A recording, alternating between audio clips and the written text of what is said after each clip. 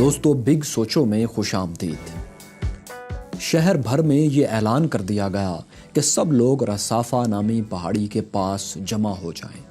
وہاں ایک ایسا کرتب پیش کیا جانا تھا جس کے متعلق لوگوں نے صرف خواب و خیال ہی میں سوچا تھا۔ بہت سے لوگ اس اعلان پر یقین کرنے کو تیار ہی نہیں تھے، لیکن یہ سن کر کہ بادشاہ اور اس کے بہت سے ساتھی بھی وہاں موجود ہوں گے، یقین کرنے کے علاوہ کوئی چارہ نہیں تھا۔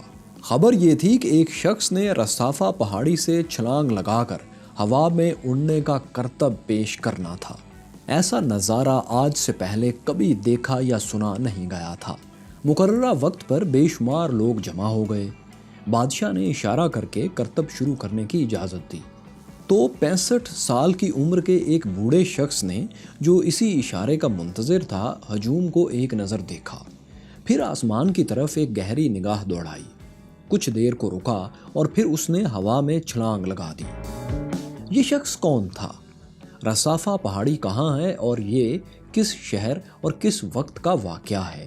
اب یہ ہم آپ کو اسی ویڈیو میں بتائیں گے۔ یورپ میں اسلام کی آمد کا آغاز 711 عیسوی میں ہوا، جب طارق بن زیاد کی قیادت میں پہلا اسلامی لشکر اسپین پر حملہ آور ہوا۔ اگرچہ 720 عیسوی تک مسلمان اسپین اور پرتگال کا بیشتر حصہ فتح کر چکے تھے، مگر 756 عیسوی میں اندلس میں مرکزی اموی خلافت کے قیام سے مسلم حکومت کو مکمل استحکام حاصل ہوا۔ اس کے ساتھ ہی اس خطے میں سائنس اور آرٹس کے مختلف علوم میں ترقی کا ایک نہ رکنے والا سلسلہ شروع ہو گیا، جسے نہ صرف اسلام بلکہ یورپ کا سنہری دور بھی کہا جاتا ہے۔ اور یورپ میں اس روشن علمی انقلاب کا مرکز اسپین کا شہر قرطبہ تھا۔ مسلمانوں کے اس سنہری دور میں بغداد اور قرطبہ دو ایسے جڑواں شہر تھے جو جدید علمی تحقیق، ثقافت اور تہذیب کے لحاظ سے پوری دنیا کے لیے روشنی کے مینار تھے۔ اگر آج کے دور میں ان کا موازنہ نیو یارک اور لندن سے کیا جائے تو یہ غلط نہ ہوگا۔ 822 عیسوی میں جب خلیفہ عبد الرحمن ثانی نے تخت سنبھالا تو اس نے مشہور عراقی موسیقار اور فنکار زریاب کے ذمے یہ کام لگایا کہ وہ مختلف علوم و فنون کے ماہرین کو قرطبہ میں اکٹھا کریں۔ زریاب بہت ہوشیار آدمی تھا۔ اس کی سرپرستی میں جہاں موسیقی، شاعری اور دیگر آرٹس کے مراکز قائم ہوئے، وہیں اس نے سائنس کی پیش رفت کے لیے ایسٹرونومی، میڈیسن اور انجینئرنگ کے مراکز بھی قائم کیے۔ ٹیلنٹ کی قدر کرنے والے اس زرخیز ماحول میں بے شمار جینیس پیدا ہوئے۔ انہی میں ایک ہماری آج کی کہانی کے ہیرو عباس ابن فرناس ہیں۔ عباس ابن فرناس کون تھے؟ ابن فرناس 9ویں صدی عیسوی میں اسپین کے مشہور مسلمان پولیمیتھ تھے۔ دوستو، پولیمیتھ سے مراد ایسا صاحب علم ہوتا ہے جو سائنسی علوم میں ایک سے زیادہ مضامین میں مہارت رکھتا ہو۔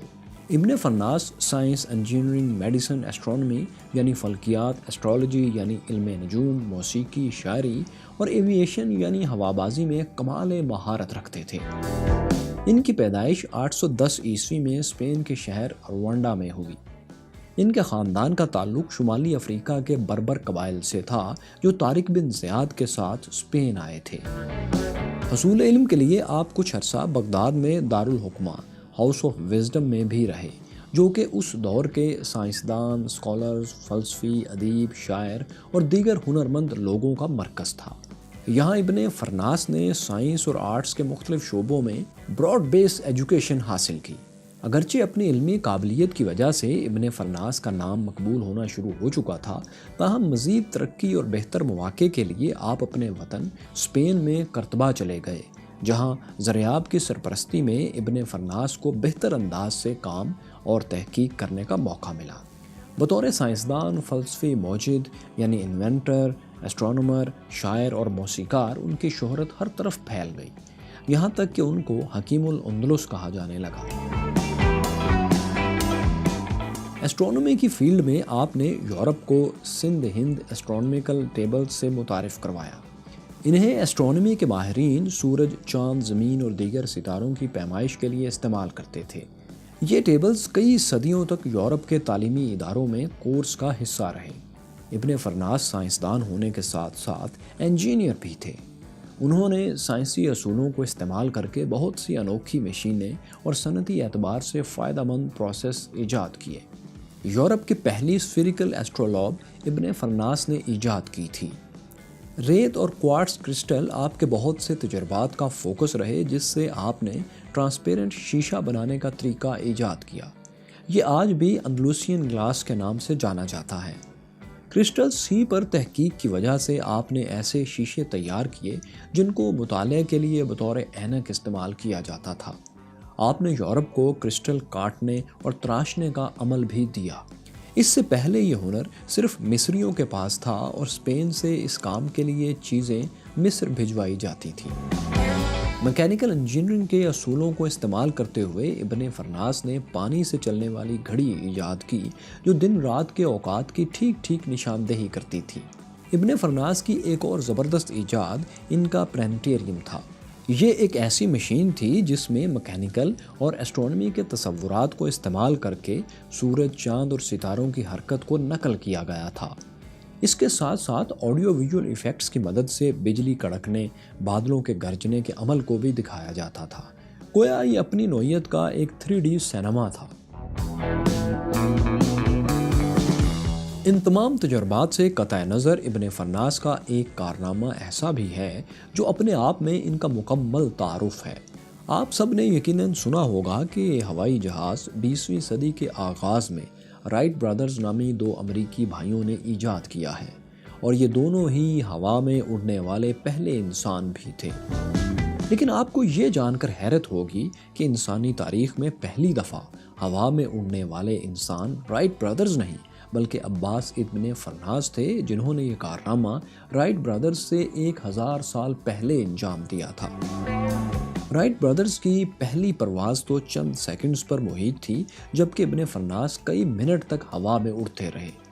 رائٹ برادرز کو ایک آسانی یہ بھی میسر تھی کہ اس وقت تک انجن ایجاد ہو چکا تھا، سو ان کے ڈیزائن کیے گئے جہاز کو اڑنے کے لیے جو قوت درکار تھی وہ بآسانی انجن سے مل گئی، جبکہ ابن فرناس کے پاس یہ سہولت نہیں تھی، سو ان کا ڈیزائن مکمل طور پر ہوا کے بہاؤ اور پرندوں کی پرواز کے مطالعے پر مبنی تھا۔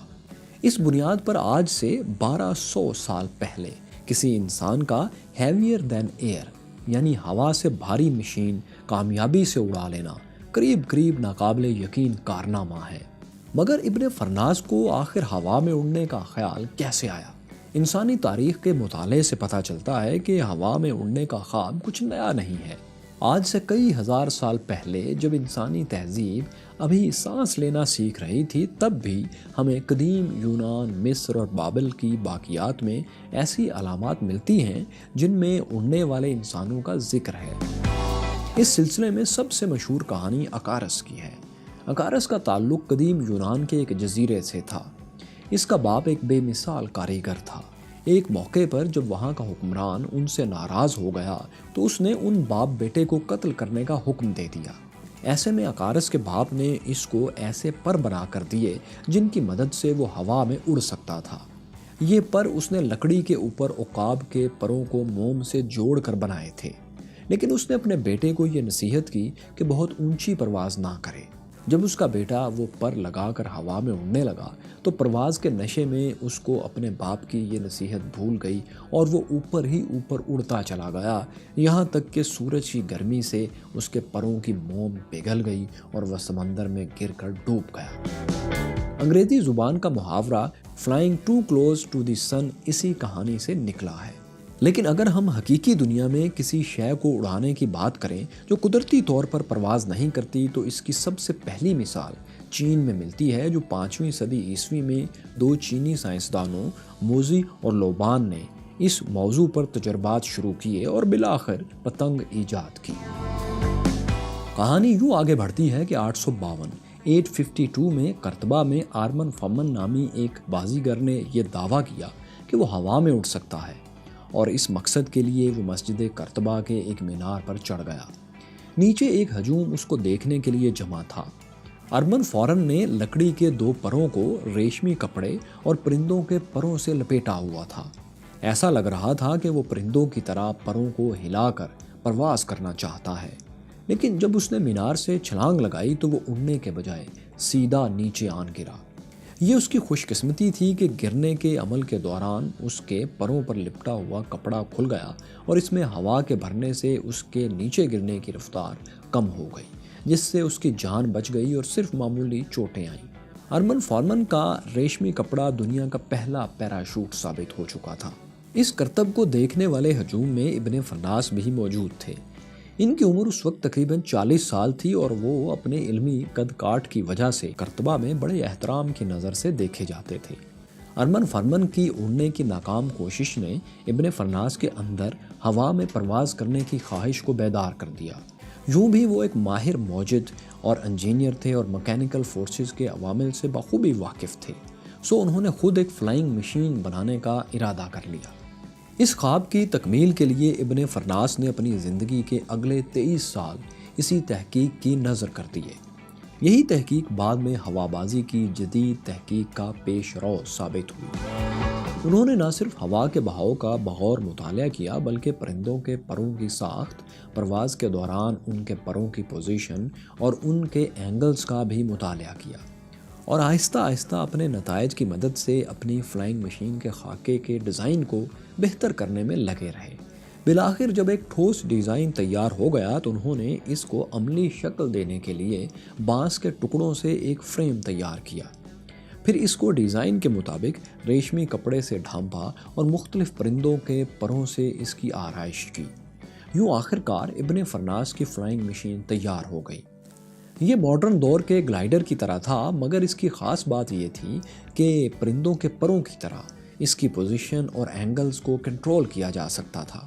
اس وقت ابن فرناس کی عمر تقریباً 65 سال تھی۔ 875 عیسوی میں اپنی فلائنگ مشین کا عملی مظاہرہ کرنے کے لیے انہوں نے رصافہ کی پہاڑی کا انتخاب کیا۔ اس کی خاص وجہ یہ تھی کہ اس پہاڑی کے سامنے ہوائیں پہاڑی سے ٹکرا کر ایک مخصوص اینگل سے اوپر اٹھتی تھیں، جس سے کسی بھی نیچے آنے والی چیز کو اوپر کی طرف اچھال کی فورس یا تھرسٹ ملتا تھا۔ مقررہ دن پورا شہر وہاں جمع تھا، حتیٰ کہ بادشاہ اور اس کے ساتھی بھی وہاں موجود تھے۔ ابن فرناس نے ان سب کے سامنے پہاڑی سے چھلانگ لگا دی، لیکن نیچے گرنے کے بجائے وہ ہوا میں اڑنے لگے، جس کو آج کی ٹیکنیکل زبان میں سسٹینڈ فلائٹ کہتے ہیں۔ یہ انسانی تاریخ کا پہلا موقع تھا جس میں دنیا نے کسی انسان کو ہوا کی بلندیوں میں اڑتا ہوا دیکھا۔ تاریخی ریکارڈ کے مطابق ابن فرناس نے موجودہ دور کے 10 منٹ کے لگ بھگ پرواز کی، مگر جب وہ لینڈنگ کے لیے نیچے اترنے لگے تو آخری مرحلے میں ڈیزائن کی کسی خامی کی وجہ سے بالکل ٹھیک طریقے سے لینڈ نہ کر سکے، جس سے ان کو کچھ چوٹیں آئیں، مگر وہ کسی بھی نقصان سے محفوظ رہے۔ ہوا میں رہنے کے دورانیے اور فاصلے کے اعتبار سے یہ فلائٹ رائٹ برادرز کی فلائٹ سے کہیں زیادہ کامیاب تھی۔ ابن فرناس اس واقعے کے بعد مزید 12 سال تک زندہ رہے اور اپنے ڈیزائن کو بہتر بناتے رہے۔ ان کے اپنے تجزیے کے مطابق ان کی فلائنگ مشین میں پروں کی دم والے حصے کی کمی تھی، جس سے ان کی لینڈنگ ناہموار رہی تھی۔ اگرچہ ان کا ڈیزائن اب پہلے کی نسبت زیادہ بہتر ہو چکا تھا، لیکن انہوں نے دوبارہ اس پر پرواز نہیں کی۔ شاید یہ ان کی بڑھتی ہوئی عمر کی وجہ سے تھا، یا پھر ہوا میں اڑ کر جو کارنامہ وہ کرنا چاہتے تھے وہ اس کو پہلے ہی کامیابی سے حاصل کر چکے تھے۔ اب ان کی تحقیق اور ان کے کام نے مستقبل کے ہوا بازوں کے لیے راہ ہموار کرنا تھی۔ اس کے متعلق ہم زیادہ نہیں جانتے کہ اصل میں انہوں نے کیوں اس سلسلے کو ترک کر دیا۔ ابن فرناس کی وفات کے بعد بھی کچھ عرصے تک ان کی تحقیق پر کام ہوتا رہا، لیکن پھر ایک لمبے عرصے تک کسی انسان کے ہوا میں پرواز کرنے کا تاریخ میں کوئی حوالہ نہیں ملتا۔ اس کے بعد 1007 عیسوی میں الجوہری نامی ایک ترک استاد نے بھی فلائنگ مشین بنائی، لیکن وہ اڑنے کی ناکام کوشش کے دوران جان سے ہاتھ دھو بیٹھے۔ پھر 11ویں صدی میں ہی انگلینڈ کے ایک شخص ایلمر آف مالامسبری نے بھی ابن فرناس کی طرح مشین بنانے کی کوشش کی۔ اگرچہ اس کی پرواز تو کامیاب رہی، لیکن لینڈنگ کی خرابی کی وجہ سے اس کی دونوں ٹانگیں چلی گئیں۔ اس کہانی کا ایک افسوسناک پہلو یہ بھی ہے کہ ابن فرناس کی ہوا بازی کی تحقیق کو سامنے رکھ کر اگر اس پر مزید کام جاری رہتا اور ان کی فلائنگ مشین کو اور بھی بہتر کیا جاتا تو شاید انسان بہت پہلے ہی ہوا میں پرواز کے سفر کو عام ہوتے دیکھ لیتا، لیکن ایسا نہ ہو سکا۔ بہت سے مورخین کا یہ خیال ہے کہ آرمن فرمن جس نے مسجد کرتبہ سے چھلانگ لگائی تھی وہ کوئی اور نہیں بلکہ خود ابن فرناس ہی تھے، اور آرمن فرمن ان کے نام کا لاطینی ترجمہ تھا۔ ٹھیک ویسے ہی جیسے ابن سینا کو ایوی سینا بھی کہا جاتا ہے، لیکن حقیقت کیا ہے یہ ہم آپ کو 100% وثوق سے نہیں بتا سکتے۔ اس کے علاوہ موجودہ دور میں کچھ محققین نے ابن فرناس پر سوال اٹھاتے ہوئے یہ بھی اعتراض کیا ہے کہ اگرچہ ابن فرناس ایک حقیقی کردار تھے اور بہت سی ایجادات ان سے منسوب ہیں، لیکن ہوا میں اڑنے والے واقعے میں حقیقت کم اور افسانہ زیادہ ہے۔ لیکن حالیہ دور میں امریکی یونیورسٹی آف ہیوسٹن کے پروفیسر لینارڈ نے ابن فرناس کی فلائنگ مشین کی تصدیق کی ہے۔ ابن فرناس کا انتقال 887 میں تقریباً 80 سال کی عمر میں کرتبہ میں ہی ہوا، اور ان کی آخری آرام گاہ بھی کرتبہ ہی میں ہے۔ ابن فرناس کی خدمات کے اعزاز میں دنیا میں کئی جگہیں ان کے نام سے منسوب ہیں۔ بغداد کے ایئرپورٹ کے باہر بھی ابن فرناس کا ایک مجسمہ آج بھی نصب ہے۔ اس کے علاوہ اسپین میں ہی کرتبہ کے دریا پر ایک پل ابن فرناس کے نام سے منسوب ہے جس کو ابن فرناس برج کہا جاتا ہے۔ اور یہی نہیں بلکہ البیرونی کی طرح چاند کے ایک حصے کو بھی ابن فرناس کے نام سے منسوب کیا گیا ہے جسے ابن فرناس کریٹر کہتے ہیں۔ سن 2013 میں مشہور کمپنی رولز رائس نے ابن فرناس کو خراج تحسین پیش کرنے کے لیے ان کے نام سے ایک گاڑی لانچ کی جس کا نام رولز رائس گھوسٹ فرناس موٹف ہے۔